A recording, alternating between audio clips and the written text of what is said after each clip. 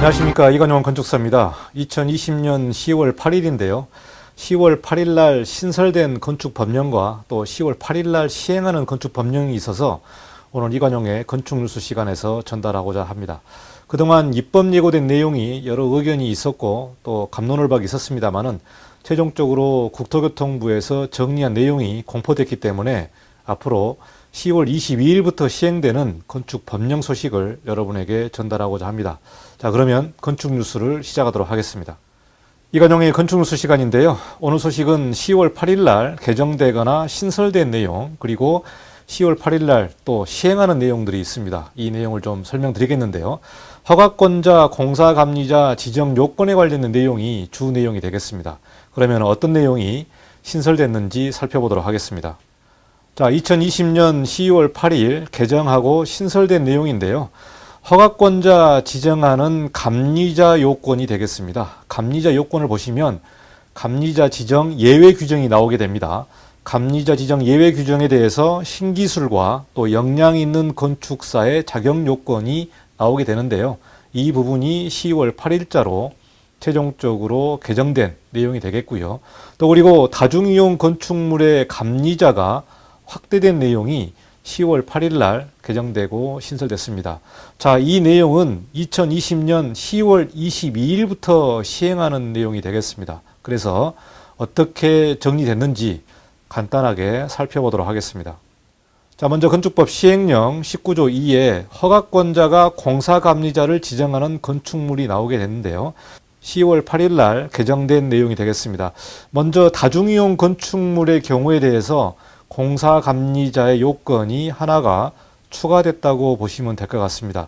이번에 새롭게 추가된 내용이 공사감리자의 명부를 작성하고 관리해야 되는 이 부분에서 새롭게 추가된 내용이 다중이용 건축물의 경우 건축사법에 따른 건축사와 또 건설기술진흥법에 따른 건설기술 용역 사업자가 공사감리자 명부 안으로 들어갈 수 있는 요건이 10월 8일 날 개정이 됐습니다.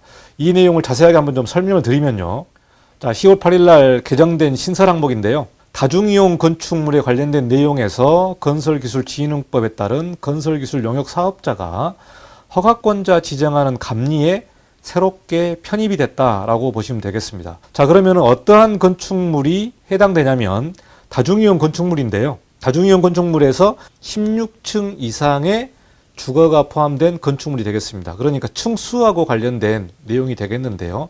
결국은 16층 이상의 주거가 포함된, 즉 공동주택의 주거세대 30세대 미만, 30세대 이상부터는 사업계획 승인 대상이죠. 그래서 30세대 미만, 또 다가구 주택, 다세대 주택과 상가가 복합된 건물, 다세대 주택, 오피스텔, 상가가 복합된, 그리고 도시형 생활주택에서 사업계획 승인 대상 미만인 것들, 그러니까 50세대 미만이나 단지형 연립주택 50세대 미만 같은 경우는 사업계획 승인 대상이 아니기 때문에 건축사 사무소에 등록한 건축사가 그동안 허가권자 지정 감리를 할 수 있었는데 10월 8일 날 개정된 내용 보시면 건설기술진흥법의 건설기술 용역 사업자가 감리를 할 수 있게끔 변경이 됐습니다. 그래서 앞으로 좀 큰 건물이죠. 16층 이상의 좀 대형 건축물 같은 경우는 건축사 사무소의 건축사와 또 건설기술진흥법에 따른 건설기술 용역 사업자도 허가권자 지정 감리를 받을 수가 있기 때문에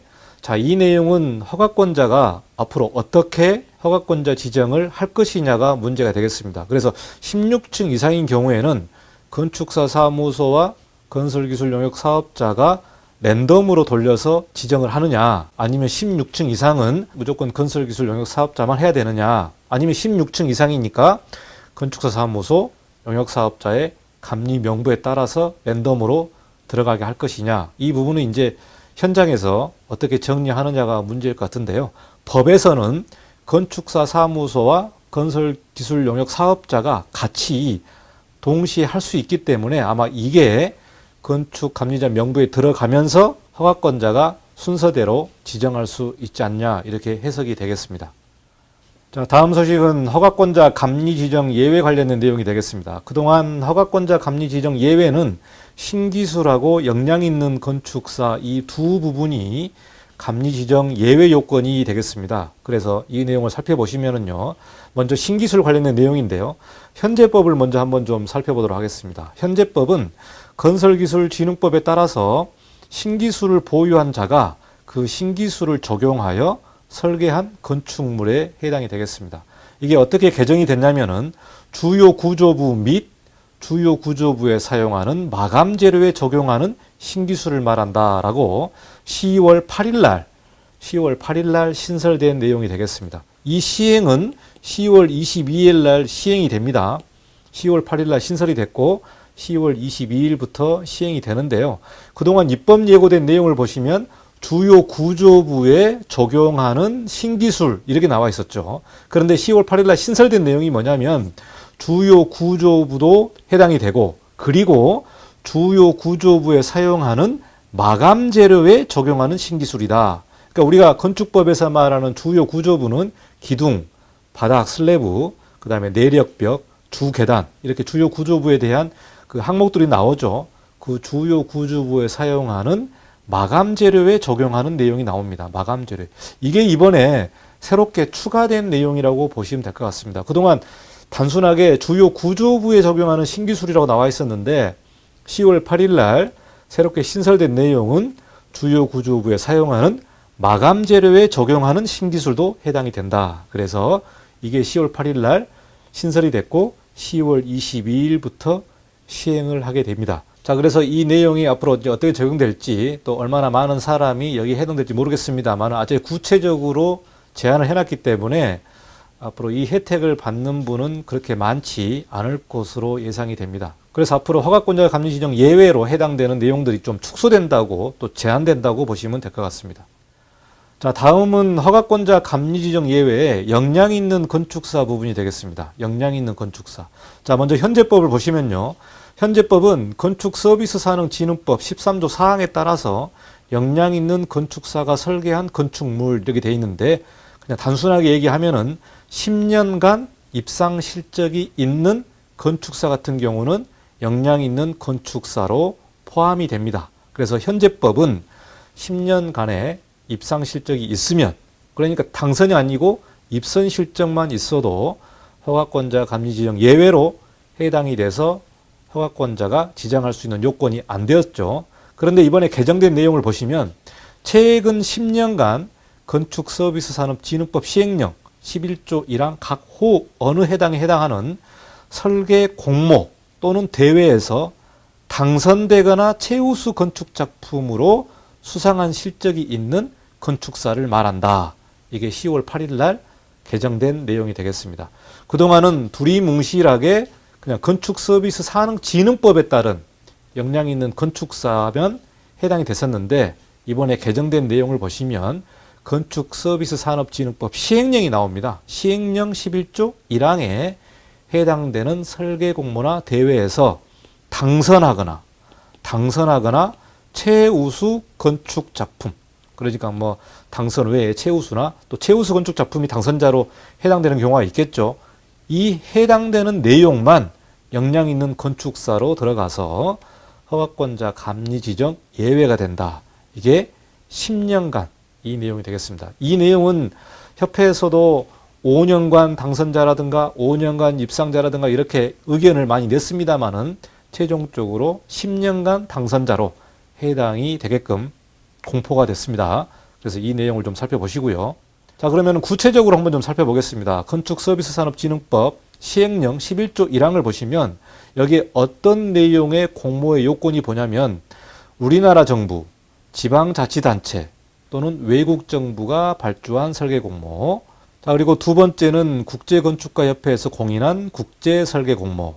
세 번째는 우리나라 정부가 주최한 대회에서 건축작품. 이 세 가지 항목에서 입선자, 그동안 이제 입선자였죠. 입선자였는데 이번에 바뀐 법은 10년에 당선되거나 최우수 건축작품 수상한 실적이 있는 건축사만 허가권자 감리 지정 예외 항목에 들어갈 수 있겠다라는 부분이 되겠습니다. 그러니까 건축서비스산업진흥법에 역량 있는 건축사는 입선자가 건축서비스산업진흥법에 역량 있는 건축사인데 허가권자 감리 지정 예외 조건에 들어가는 역량 있는 건축사는 당선되거나 최우수 건축 작품에 수상한 실적이 있는 건축사만 허가권자 감리 지정 예외 조건에 들어간다. 이렇게 해석을 하시면 될 것 같습니다. 자, 그리고 10월 8일, 오늘이죠. 2020년 10월 8일 날 시행되는 내용이 있습니다. 제가 이미 건축공사 감리에 관련된 내용에서 다 해설을 했습니다만은 오늘이 10월 8일이니까 한 번 더 설명을 좀 드리도록 하겠습니다.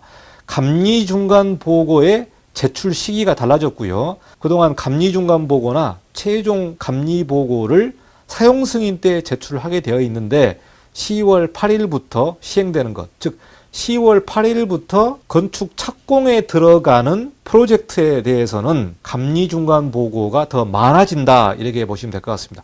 그러니까 10월 7일 어제까지 신청한 착공은 그동안 진행했던 것처럼 사용 승인 때 감리 중간 보고를 제출했는데 오늘부터 10월 8일부터 접수하는 착공 프로젝트 건은 앞으로 감리 중간 보고의 내용들이 더 많아졌고 제출 시기도 달라졌다, 이 내용이 되겠습니다. 자, 그러면 어떻게 바뀌었냐면은, 자, 건축물의 공사 감리의 중간 보고가 어떤 내용이냐면 기초 배근할 때, 그리고 필로티 배근은 3층 이상의 필로티 형식 건축물, 다세대 주택이라든가 다가구 주택이라든가 우리 필로티 형식 건축물 있지 않습니까?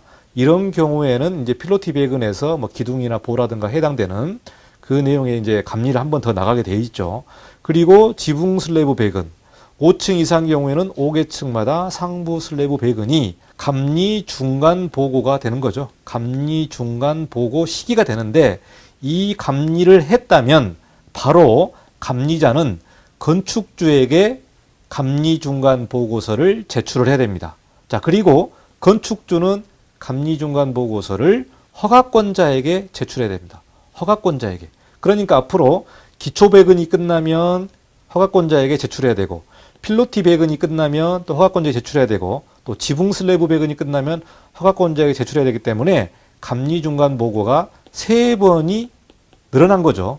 3회를 실시를 해야 되고 마지막에 사용 승인 신청할 때는 최종 감리 보고서를 제출해야 되기 때문에 감리 중간 보고가 3회, 일반적으로 우리 다세대 주택이라든가 소규모 건축물 같은 경우는 3번을 허가권자에게 각각 완료될 때마다 제출을 해야 되는 내용이 10월 8일 날 오늘부터 시행을 한다, 이렇게 여러분이 아셔야 될 것 같습니다. 자, 그리고 토목상주감리 신설은 2020년 4월 21일 날 법이 이미 신설이 됐죠. 자, 토목상주감리 대상은 깊이 10m 이상의 토지굴착공사나 높이 5m 이상의 옹벽 등의 공사 같은 경우는 해당 기간 동안 토목 분야의 건축사부 1명을 현장에 배치를 해야 됩니다.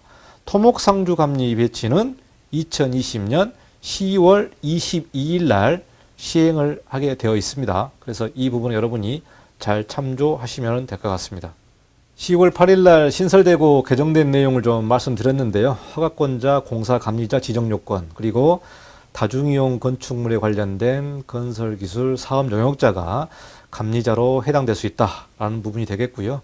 그리고 이제 신기술과 역량 있는 건축사의 자격 요건을 보다 더 구체적으로 대통령령으로 정해서 10월 8일 날 신설을 한 내용이 되겠습니다. 이 법은 10월 22일 날 본격적으로 시행을 한다, 이렇게 여러분이 살펴보시면 되겠고, 그리고 감리 중간 보고는 10월 8일부터 시행을 하기 때문에 오늘부터 접수하는 착공 신청에 관련된 프로젝트는 모두 다 감리 중간 보고 시기가 끝날 때마다 허가권자에게 감리 중간 보고서를 제출해야 되는 내용이 10월 8일부터 시행을 하기 때문에 공사 감리를 하시는 분은 잘 살펴보셔서 앞으로 더 꼼꼼히 또 자주 챙겨서 제출을 해야 될 것 같습니다. 자, 여기까지 10월 8일 신설된 내용을 가지고 건축 뉴스를 전달했습니다. 앞으로 건축의 새로운 법령 소식이 있으면 자주 찾아뵙도록 하겠습니다. 감사합니다. 이관용 건축사였습니다.